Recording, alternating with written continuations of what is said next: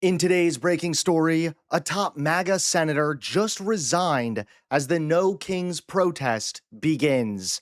That's right, we have nationwide protests against Donald Trump.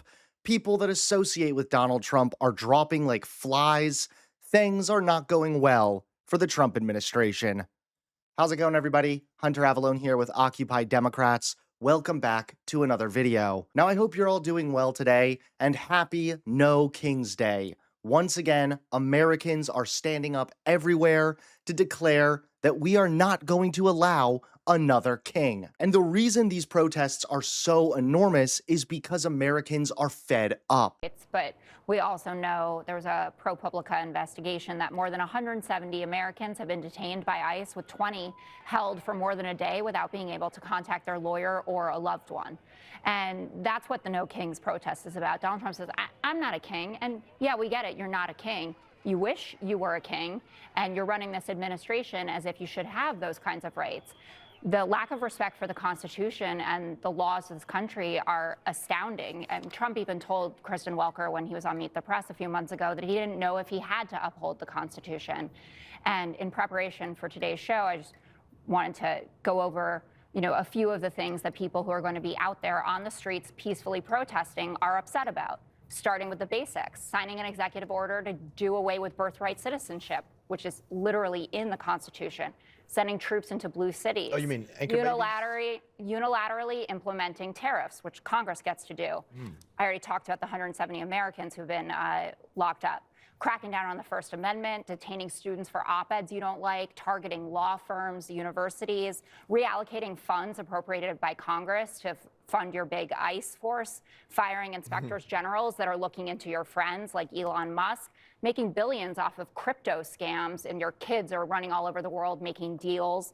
And the Trump administration has defied 1 in 3 judges that have ruled against him. And you're seeing that from judges appointed up from Reagan up to Donald Trump that are saying absolutely not, you are breaking the law in taking some of these actions. And it's really quite funny also watching how much the Republicans have been coping about this event. There is no question now. When people were kind of frowning about the use of the word authoritarian and fascist to describe Trump at the beginning of the year, but we've seen nothing but that ever since. Right. The prosecution of political enemies, soldiers on the streets,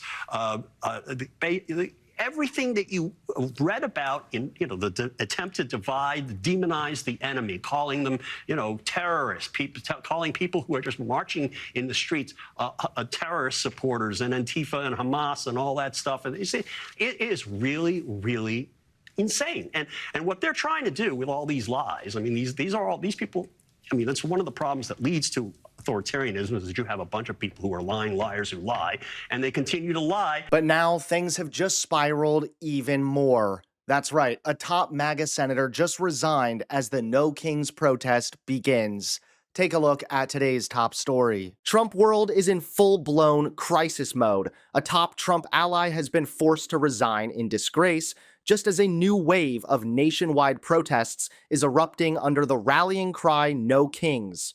Vermont State Senator Samuel Douglas, one of the most vocal supporters of President Trump, just announced his resignation after being exposed for his role in a disgusting private group chat filled with racist and anti-Semitic messages. The scandal, first revealed by Politico, showed nearly 3,000 pages of messages between young, hardline Republicans plotting to take control of the party on a pro-Trump platform. Mixed in with campaign talk were repeated racial slurs and mockery of minorities. Douglas himself was caught making offensive comments about people from India, while his wife joined in with an anti-Semitic remark. The fallout was immediate. Facing backlash from both Democrats and Republicans, Douglas said he was stepping down to keep his family safe. But few are buying that excuse. Most see it as a forced resignation from a man too toxic to stay in office. This comes as protests are sweeping the nation under the banner No Kings, a movement aimed at rejecting President Trump's expanding power and the cult-like control he still holds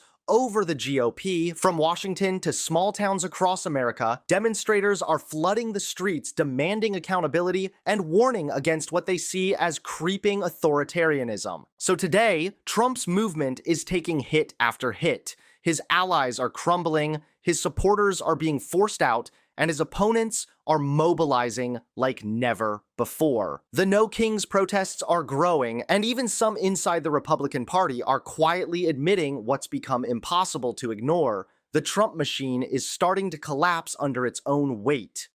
Thanks so much for watching. Please click that like button and subscribe to Occupy Democrats so that you can stay informed and help us stop Donald Trump.